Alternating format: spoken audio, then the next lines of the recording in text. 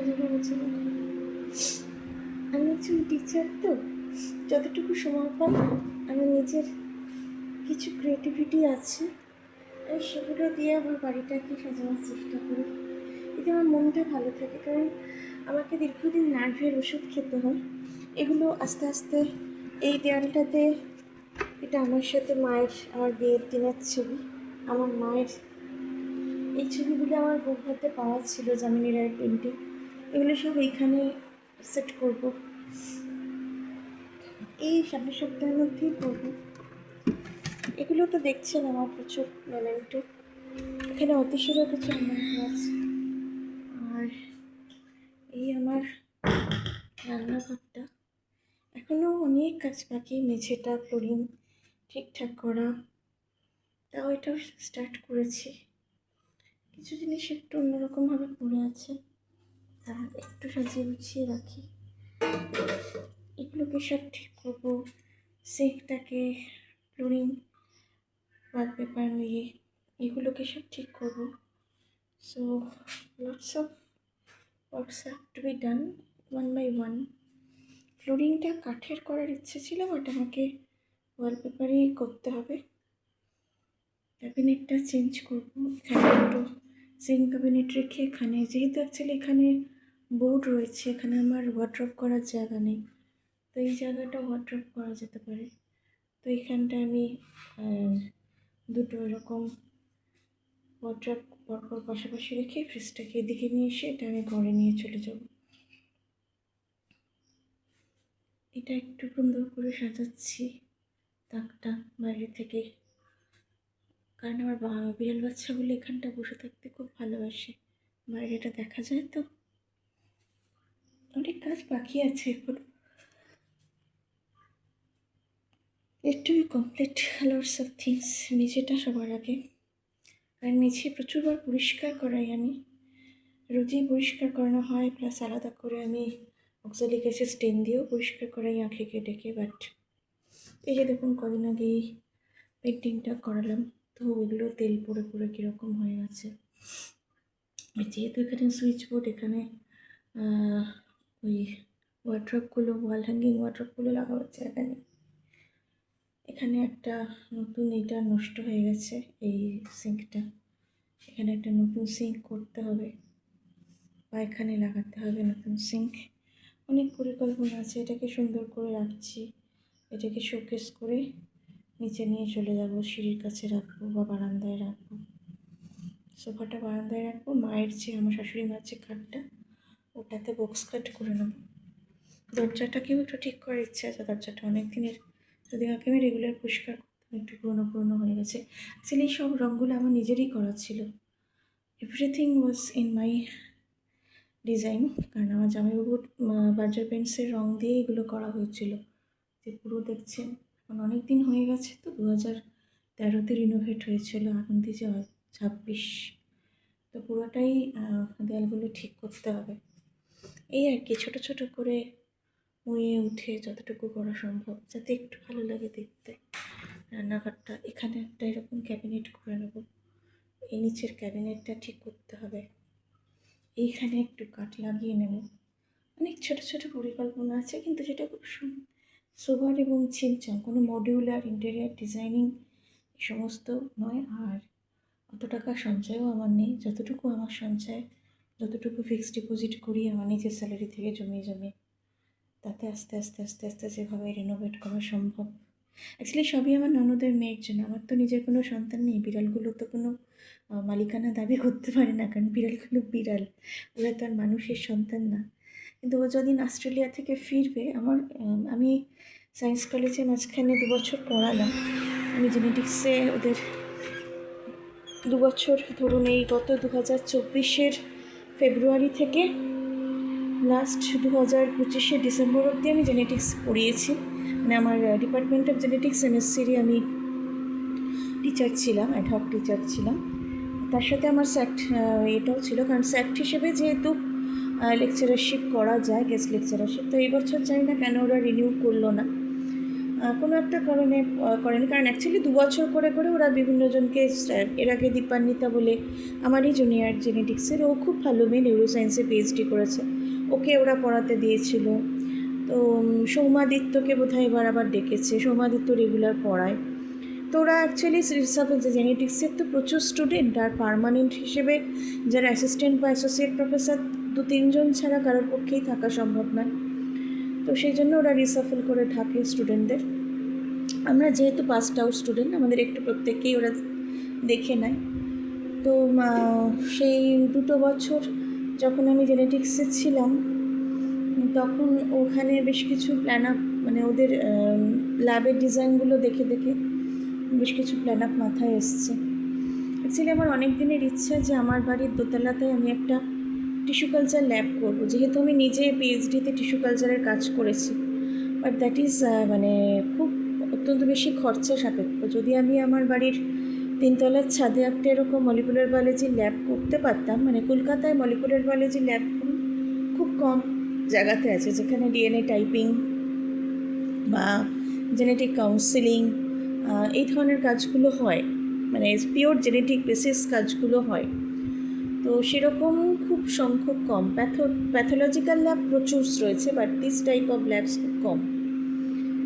ইচ্ছে ছিল করার, বাট আমার মনে হয় না সেটা সম্ভব, কারণ বিড়ালগুলোকে 3 তলায় রাখার ব্যবস্থা করতে হবে, মেটালের নেট দিয়ে ঘিরে 3 তলার ছাদটাকে নতুন করে রুফটপ করে রেনোভেট করতে হবে, অনেক কাজ বাকি আছে। আর যেদিন যেটা কারণে বলা, যে আমি যখন পড়াচ্ছিলাম তখন আমার মনে হয়েছিল যে মিমি যখন ফিরবে ইন্ডিয়াতে তখন আমি ওদেরকে বলবো, কারণ আমি ভেবেছিলাম এটা হয়তো ওরা কন্টিনিউ করবে, কারণ যেহেতু আমাকে ওদের রেগুলার বেসিসে স্যালারি দিতে হচ্ছে না, ওরা আমাকে টোটাল প্রতি বছরে টোটাল কতটা ক্লাস নিচ্ছি সেই হিসেবে ওরা আমাকে রেমুনারেশন দিচ্ছিল পার ক্লাস 500 হিসেবে। যেহেতু টোটাল 20টা ক্লাস নিয়েছিলাম, একটা শিক্ষাবর্ষে 10,000 দিয়েছিল, আর এই শিক্ষাবর্ষে 6,000 দিয়েছে। টোটাল হিসেবে নিয়েছিলাম আমি। তো 20টা ক্লাস, আর ওখানে বোধহয় আমি 6,000 পেয়েছি 500 করে, 12টা ক্লাস টোটাল। ফার্স্ট ইয়ার জেনেটিক্সের 12টা ক্লাস নিয়েছিলাম। তো ভেবেছিলাম যে ঋদ্ধির কথা ওদের বলবো, যে মেয়েটা খুব ভালো, আর ও তো অস্ট্রেলিয়ায় পিএইচডি করতে গেছে ম্যাথামেটিক্সের ওপর। কারণ এগুলো তো আর আমার কিছু না, সবই ওর জন্য রেখে যাব। ও হয়তো ওর মামার বাড়িতে এসে কখনো থাকবে না, অস্ট্রেলিয়াতেই ও থাকবে। বাট যখন ও মামার বাড়িতে আসবে, ও এইটুকু বুঝতে পারবে যে ওর মামি ওর জন্য অনেক কিছু করে গেল। সেটুকু যাতে ও বুঝতে পারে, বা সেটুকু যাতে ও কিন্তু ফিল করে, মানে ওর মা বা বাবা যদি কখনো আমার ওপর রূঢ় হয়ে কথা বলে, ও ফিল করে ব্যাপারটাকে, মানে আমি যে ওকে ভালোবাসি সেটা কিন্তু ও জানে। দেখা যাক, আশা করিও হয়তো ফিরবে না, ততদিন আমি এখানে আছি।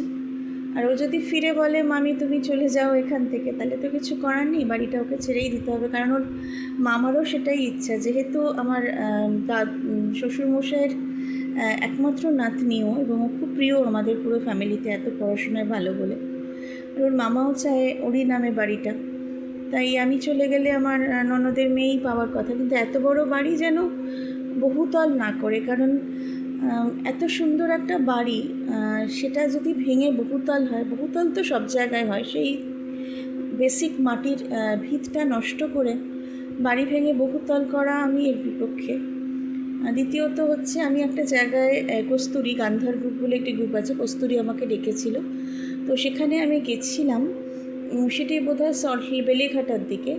তো ওরা একটি হোস্টেল করেছে মহিলাদের স্বনির্ভর, দোতলায় যারা কাছাকাছি রিজিয়ানে সাহা ইনস্টিটিউট অফ নিউক্লিয়ার ফিজিক্সে বা এই সমস্ত জায়গায় রিসার্চ করছে, বা আইএসআইতে কাছাকাছি অনেক দূরে বাড়ি নর্থ বেঙ্গলের দিকে, তারা এখানে ওখান থেকে যাতায়াত করে, 3 তলাটা হোস্টেল। তো আমাকে ওরা গল্প করছিলেন ওদের যে 3 তলা বাড়িটা, সেই বাড়িটা মোটামুটি মুখ্যমন্ত্রী বুদ্ধদেব বিধানচন্দ্র রায়ের পরবর্তী যিনি মুখ্যমন্ত্রী ছিলেন তখনের সময় থেকে, মানে জাস্ট সিপিএমের যখন ক্ষমতা, তখনের সময় থেকে ওই বাড়িটা দখলের প্রচণ্ডভাবে একটা গভর্নমেন্ট থেকে প্রেশার দেওয়া হয়েছে, মানে বাড়িটা ছেড়ে দিতেই হবে। কিন্তু বেশ কিছু ভদ্রমহিলা রীতিমতো যুদ্ধ করে বাড়িটা বজায় রেখেছিলেন। মানে ওদের যুদ্ধটাই ছিল যে বাড়িটা আমরা ছাড়বো না, বাড়িটা আমরা বাড়ি হিসেবে রাখবো, এই বাড়িটাকে রেনোভেট করব, বাড়িটার মধ্যে অন্যরকম কিছু করব, কিন্তু বাড়িটাকে কখনো কোনো মাল্টি স্টোরিড বিল্ডিং বা অন্য কোনো পারপাসে দেবো না।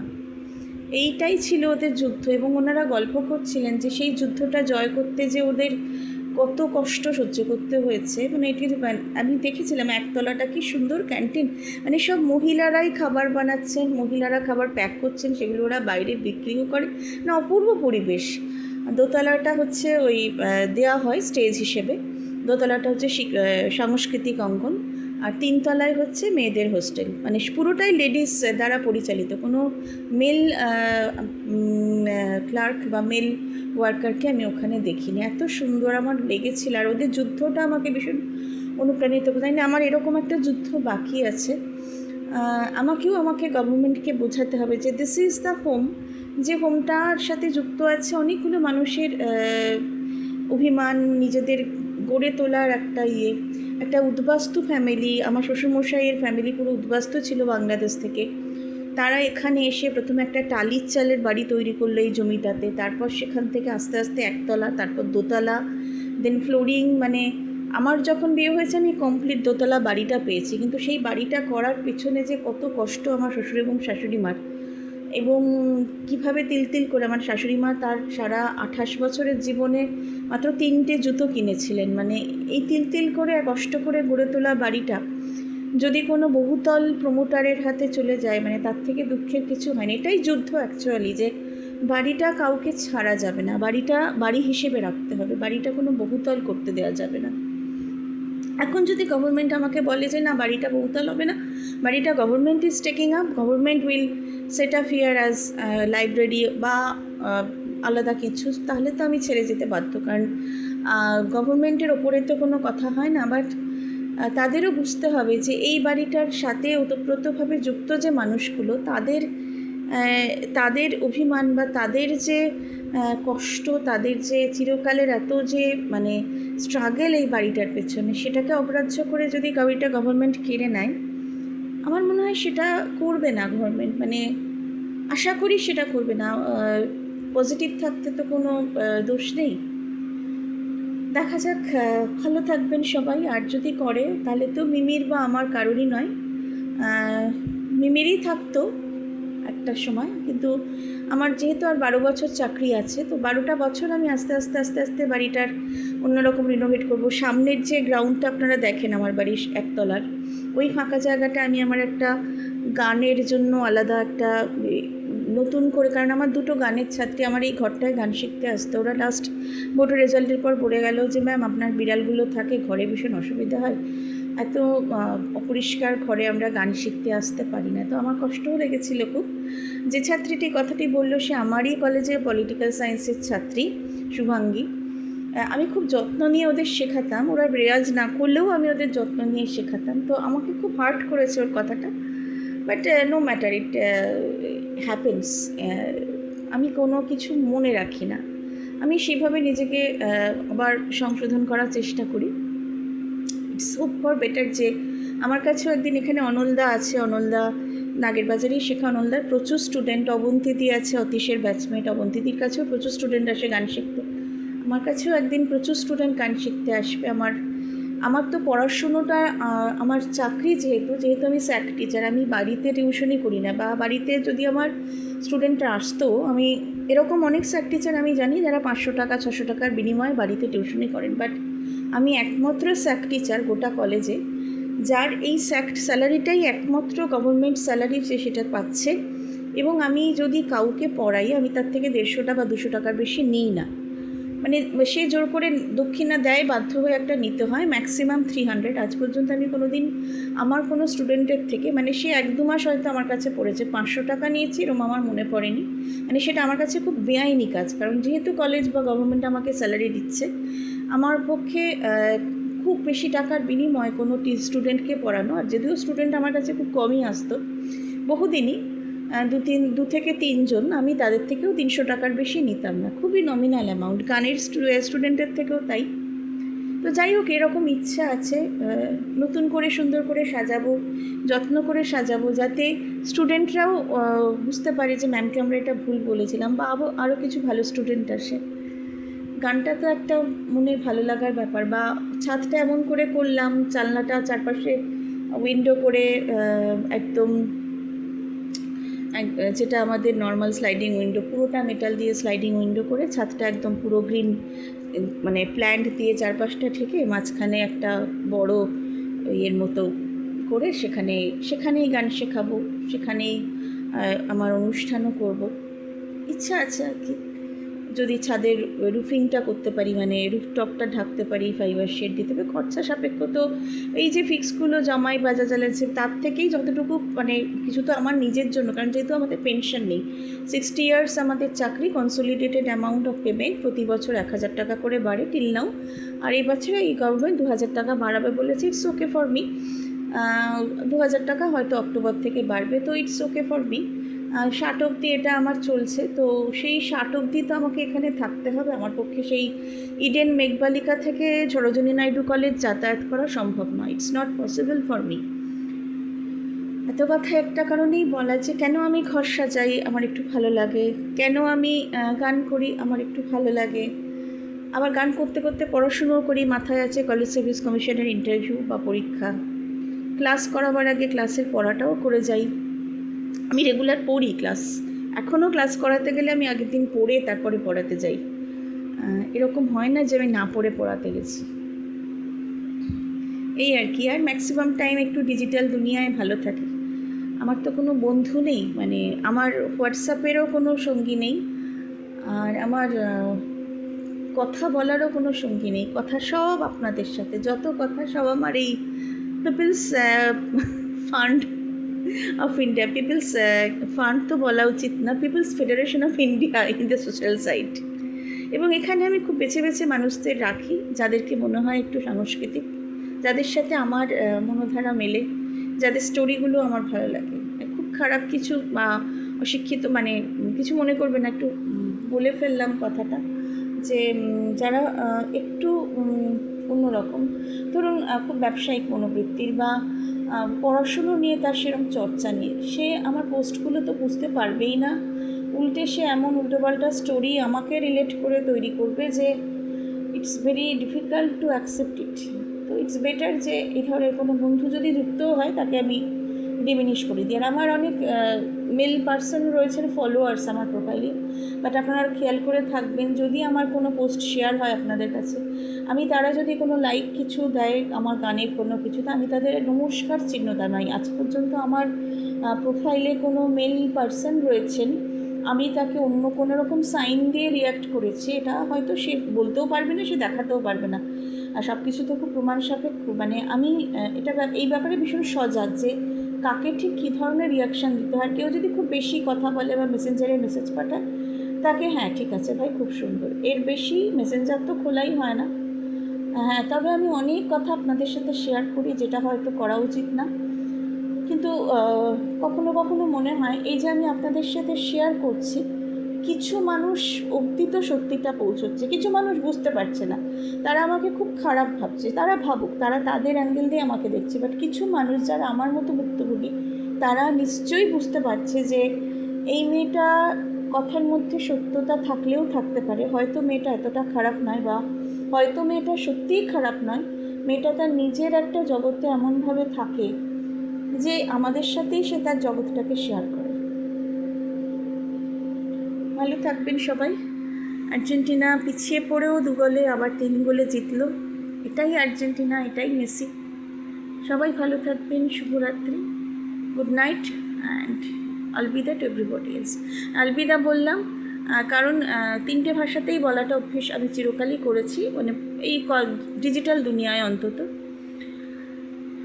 আর কিছু বলার নেই, কারণ আমার পরিচয়তে অনেক দিনই বিকৃত করা হয়ে গেছে, কেউ চেনেও না, বোঝেও না।